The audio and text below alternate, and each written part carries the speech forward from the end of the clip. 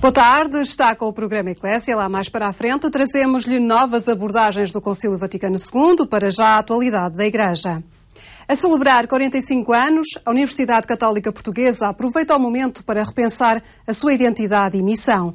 Por isso convidou Dom José Policarpo para dizer o que espera a Igreja de uma Universidade Católica. Ao longo destes 45 anos, a Universidade Católica Portuguesa tem sido sempre uma universidade da Igreja. E mais do que a sua missão na formação teológica dos sacerdotes, o seu reitor destaca o papel da formação dos leigos, uma tarefa que é assegurada por todas as faculdades daquela instituição de ensino superior.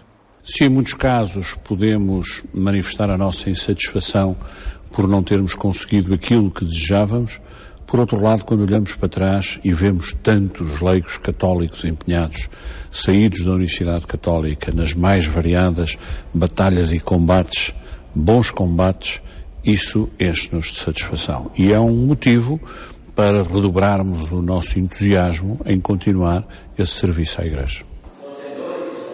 E por isso convidou Dom José Policarpo para um colóquio em que o tema era o que espera a Igreja da Universidade Católica Portuguesa. O Patriarca de Lisboa sublinha que, desde a Idade Média, as universidades ocupam um lugar central na missão evangelizadora da Igreja e na busca e clarificação daquilo que é a verdade. Há uma objetividade da verdade que não se compadece com os subjetivismos de cada um e em cada momento. Quer dizer, esta vaga ultimamente que tem chamada pós-modernidade, que também já era tão pouco moderna que já está a ficar antiquada. Mas tinha essa característica, quer dizer, a verdade é aquilo que cada um em cada momento pensa que é, não é?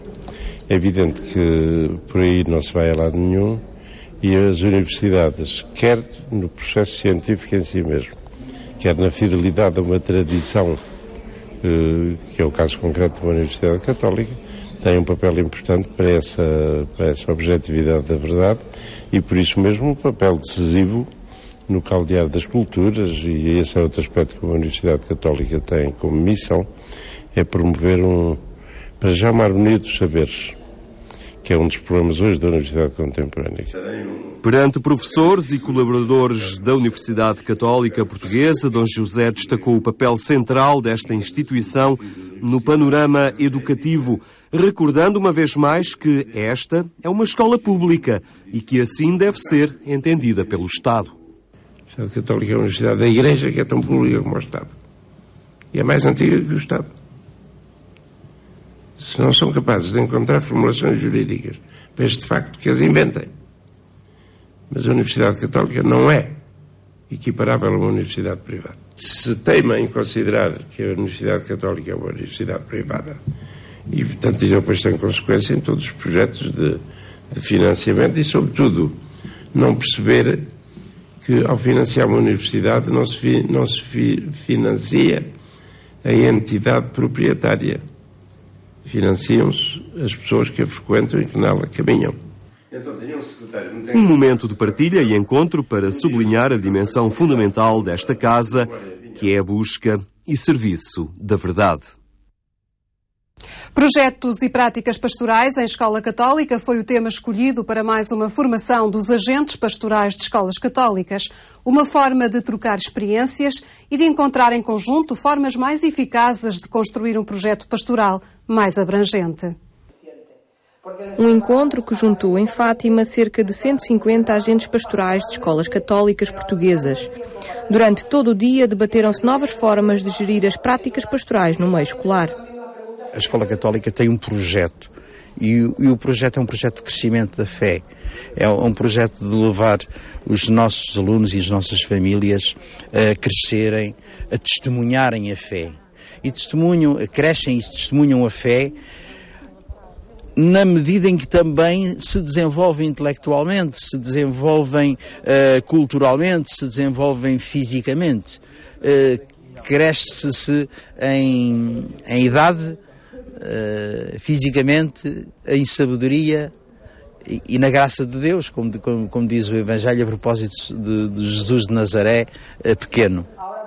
A crise atual não é apenas económica, verifica-se também a nível social e na falta de valores. Uma tendência que as escolas católicas querem inverter, ensinando aos seus alunos os valores cristãos. Eu diria que mais urgente se torna irmos ao fundo da matriz dos valores que devem informar o projeto da Escola Católica, porque muita crise resulta, sobretudo, da falta de valores. Portanto, acho que neste tempo mais é necessário que nós descobramos o pedagogo por excelência, que é Jesus Cristo, a meta por excelência do homem perfeito, que ele é, para desenvolvermos, desencadearmos também sensibilidade nas próprias escolas católicas às situações de dificuldade, fazendo brotar a solidariedade, que tem o nome cristão de caridade, e valores semelhantes. A ação de formação foi organizada pelo Secretariado Nacional da Educação Cristã, em parceria com a Comissão Diocesana da Escola Católica de Lisboa, e destinou-se a todos os diretores das escolas católicas do país e a equipas de pastoral. Uma iniciativa que teve por objetivo a partilha e a promoção do trabalho conjunto entre escolas católicas. Fazer uma reflexão conjunta de onde estamos, de onde venimos. Fazer uma reflexão conjunta de onde estamos, de onde vimos, para onde queremos ir e, sobretudo, como queremos ir. Do que eu conheço das avaliações feitas pela Fundação de Escolas Católicas em Portugal, é que há sempre um aspecto a melhorar, que é o facto de cada um ir para o seu lugar. Ou seja, cada um trabalha bem, mas não trabalham juntos. Eu penso que o grande objetivo desta formação é que pelo menos se pense igual, que se comece uma reflexão conjunta. Unir e juntar esforços para melhorar a dinâmica dos agentes pastorais nas escolas católicas, tentando assim que não seja apenas a disciplina de educação moral e religiosa a ter este papel na escola. Queríamos trazer para nós também este pensamento e que as nossas escolas católicas, os responsáveis das nossas escolas católicas, comecem a encarar a pastoral de uma forma radicalmente nova. Ou seja, a escola é um lugar de pastoral. Também quando ensina português, matemática, francês ou outra disciplina qualquer. Uma ação de formação que contou com a presença de mais de 150 agentes pastorais de escolas católicas portuguesas. O Colégio de Santa Doroteia, em Lisboa, está em festa. São 75 anos que resultaram na educação de diversas gerações de alunos que por ali passaram e cresceram em ciência e nos valores cristãos. Por todo o lado, são fáceis de identificar os sinais de festa e da forma como toda a comunidade educativa se empenha em assinalar 75 anos de história. Décadas de serviço à missão educativa e ao carisma das religiosas doroteias, que estão conscientes da responsabilidade que é trabalhar com as novas gerações e prepará-las para o futuro. Isto é uma preocupação muito forte no nosso modo de educar. É uma herança que temos da nossa fundadora. Ela achava que... Ela tinha uma frase muito conhecida que está por aí escrita também: educar bem é transformar o mundo e conduzi-lo à vida. Portanto, nós temos essa consciência de que quando estamos a educar, estamos a preparar agentes transformadores da sociedade e tentar fazer dos alunos pessoas felizes, realizadas, não para si, mas para os outros. Estão a viver este momento festivo com a alegria e o espírito de família que a casa sempre sublinhou. Naquela manhã, os alunos do Colégio de Santa Doroteia recebiam convidados ilustres e dialogavam com eles sobre a condição do país. Um exemplo de como o colégio estimula a envolvência dos alunos na situação social em que se inserem e os estimula também ao espírito crítico e à construção de valores. Tem um ambiente cristão, um ambiente de família, a pessoa aqui sente-se realmente em casa.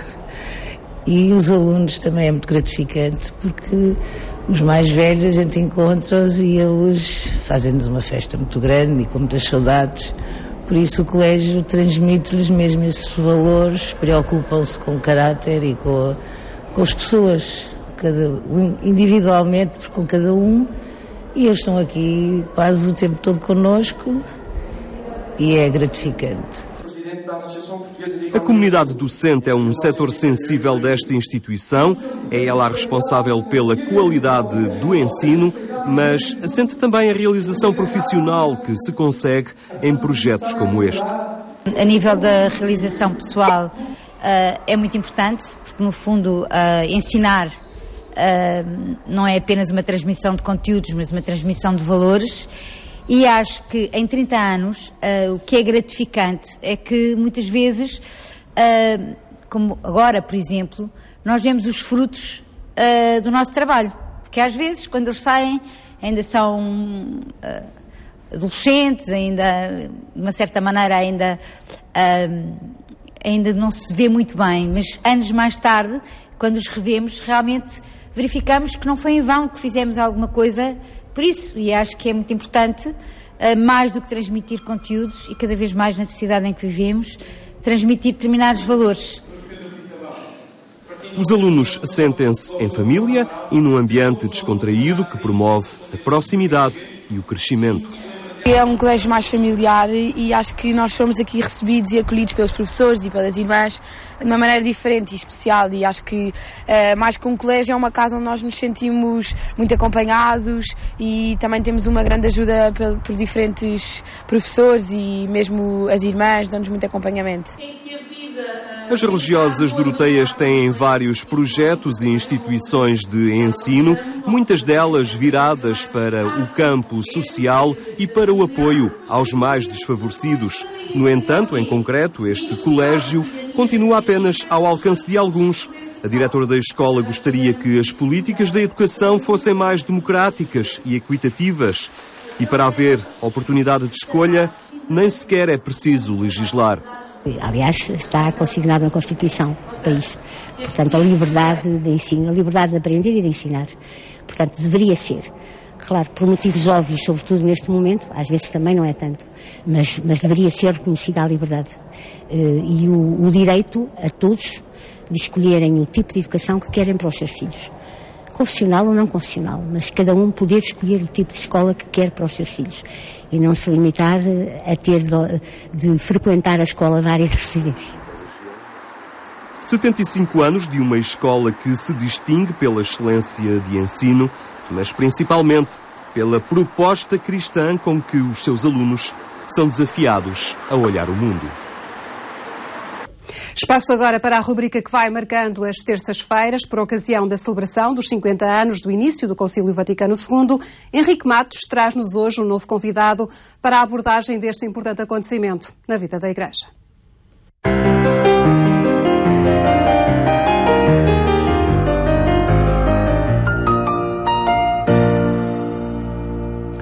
Estamos novamente nesta rubrica que tenta olhar o contexto social e religioso que antecedeu a convocação do Concílio Vaticano II pelo Papa João XXIII.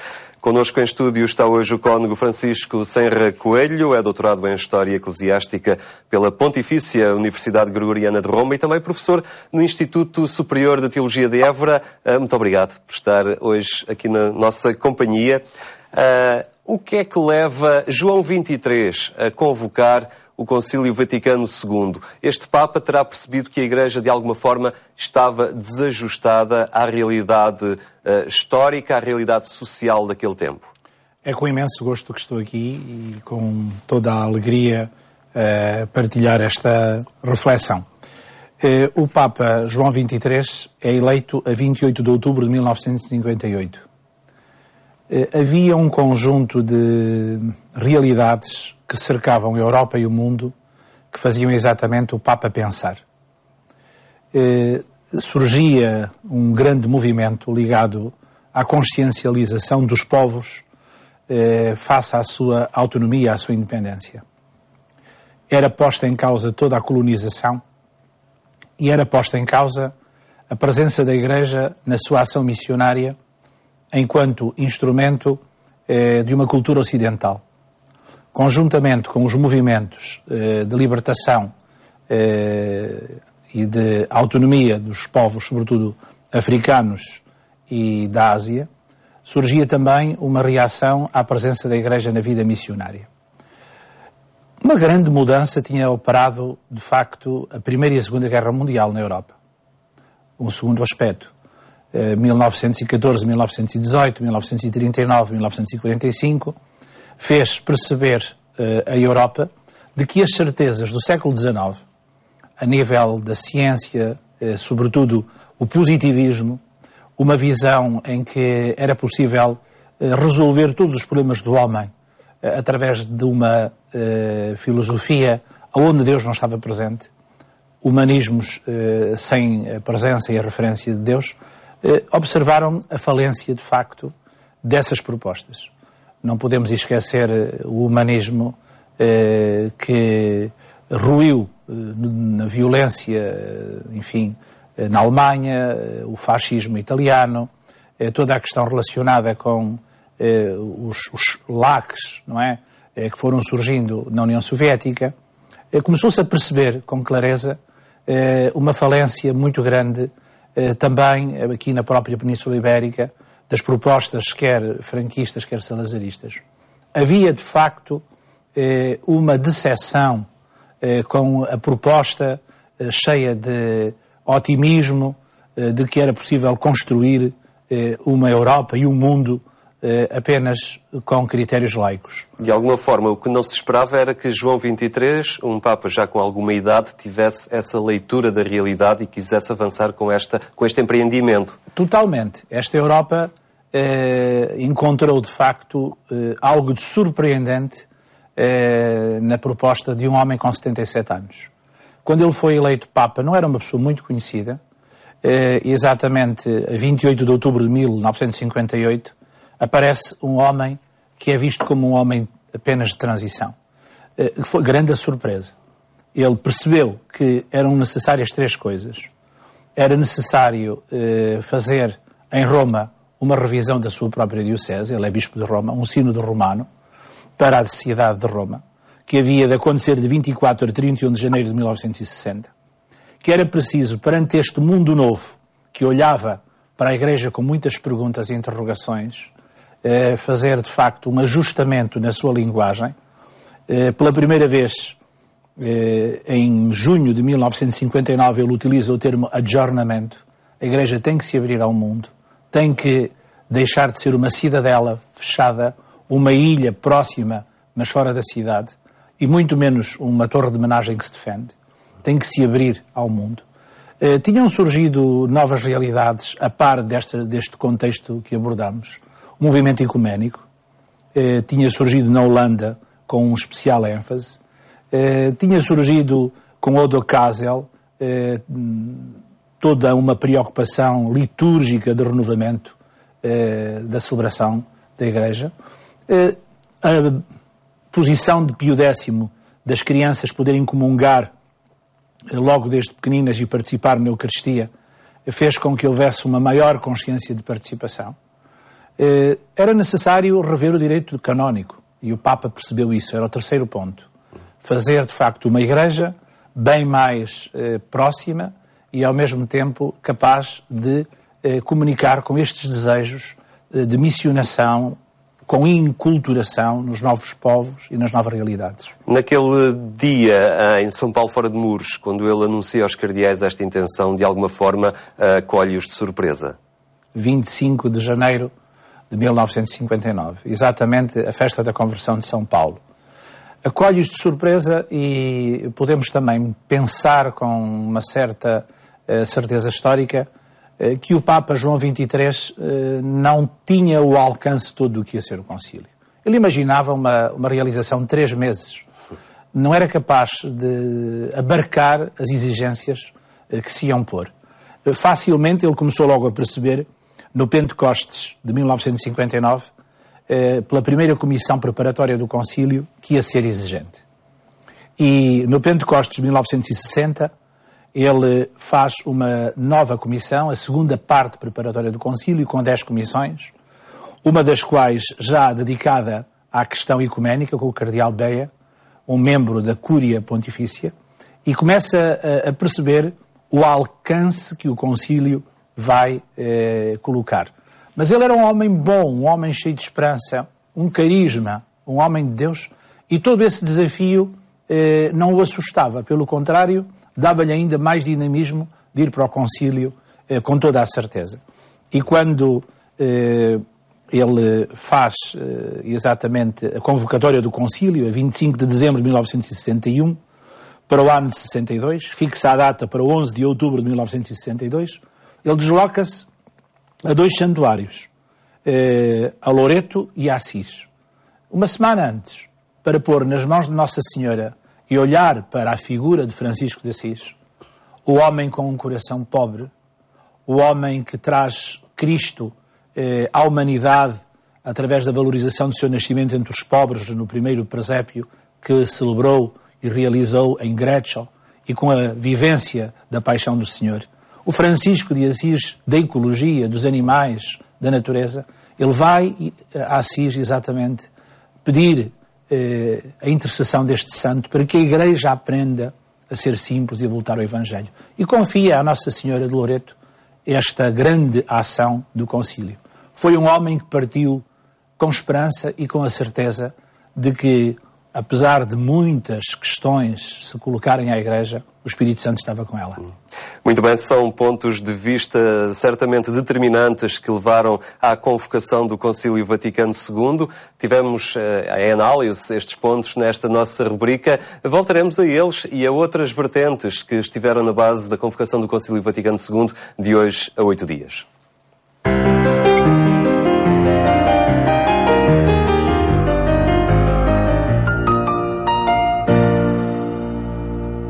Foi o Eclésia de hoje. Estamos também online. No portal da Agência Eclésia pode ter acesso a este programa, bem como a toda a informação da Igreja Católica. Fique bem e até amanhã, se Deus quiser.